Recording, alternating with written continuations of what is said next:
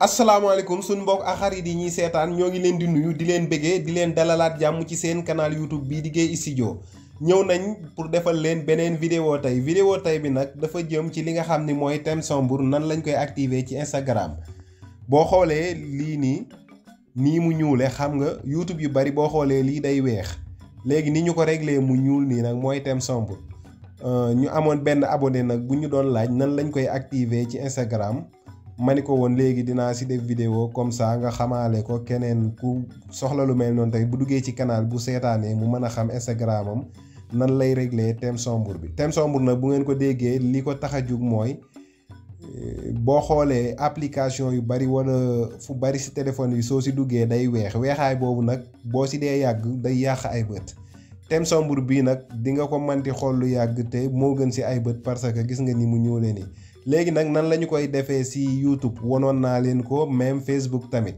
mais tey damaa bëgg a ñëw woon leen nan la ñu koy defee ci Instagram mais nag balaa loolu maa ngi lay ñaan su fekkee gan nga ci chaîne bi abonné go nga abonné ci chaîne bi bu ko defee nga activer cloche de notification bi loolu li muy jariñ mooy notification yi YouTube dina la ko envoyer ci bépp vidéo bu ñu dugalati nga def ko toutes les notifications comme ça vidéo bu ñu dugalati foo mën di nekk tamit YouTube dina la envoyer notification bu lay xamal ni Gueye Studio dugal na vidéo bu bees.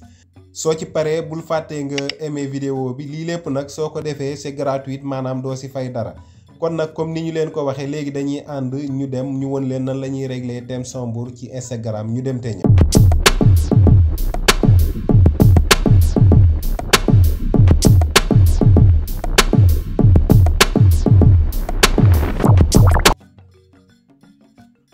pour nga régler sa thème sombre da ngay dugg ci sa application Instagram ñu tijji Instagram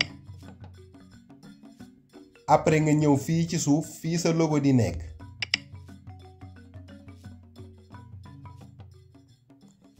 boo ko cliquer di nga gis fii ci kaw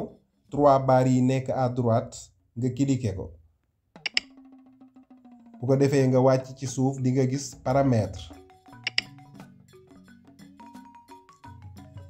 léegi soo duggee paramètre boo xoolee ci suuf nii di nga gis thème sombre moo nekk nii léegi soo duggee thème sombre gis nga clair sombre défaut système léegi nag su fekkee fii ci kaw boo ko fi bàyyee mooy tax gis nga thème bi day weex nii day clair boo ko réglé thème sombre moo nekk nii bii ci suuf bu fekkee da nga ko ci réglé. léegi système sa téléphone système bi ni nga ko réglé par exemple su fekkee da ngaa réglé sa téléphone ci paramétrage yi thème sombre fii day sombre su fekkee da nga ko bàyyi thème clair bi mu clair mais su fekkee nag da nga bëgg application Instagram bi di sombre fu mu toll fii ngay cliquer fii ma teg souris bi nii ñu xool